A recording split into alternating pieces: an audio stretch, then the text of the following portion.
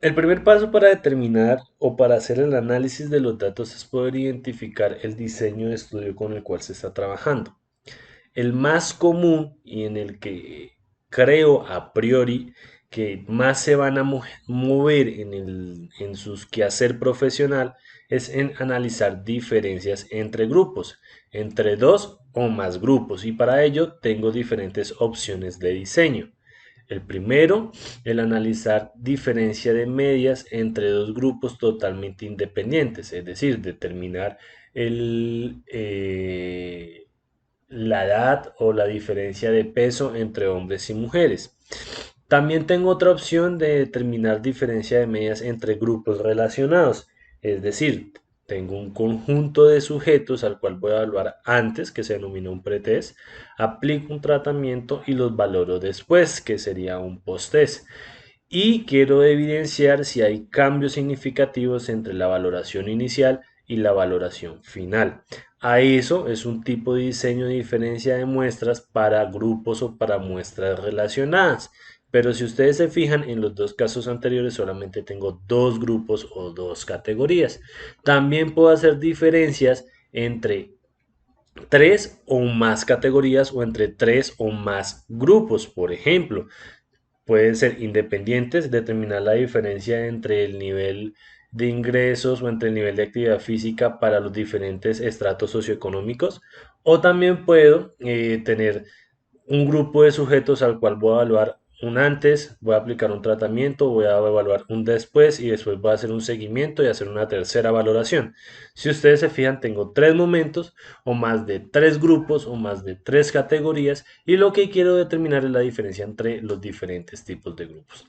También puedo hacer estudios de asociación o correlación, asociación porque, o a correlación cuando quiero determinar que a partir de una variable se asocia con otra o tiene una relación directa o indirecta con otra. Por ejemplo, entre más kilómetros recorra, mayor va a ser mi consumo de oxígeno. Puede ser una opción.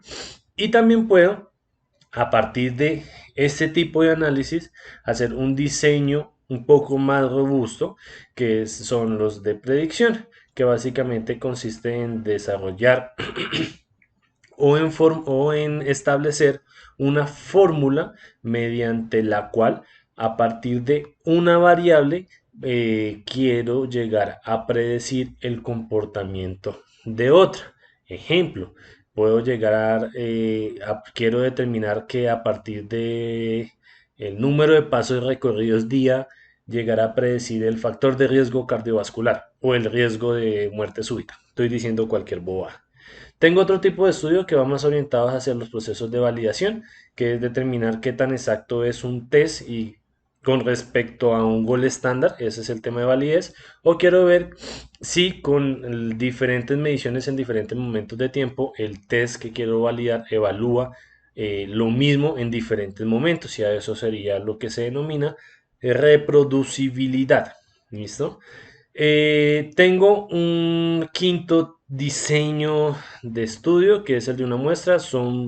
La verdad, son muy raros utilizarlos, que es básicamente si yo conozco el comportamiento de una variable en la población, es simplemente comparar ese comportamiento poblacional con el comportamiento de una muestra, pero pues muy pocas veces se conocen los datos a nivel poblacional.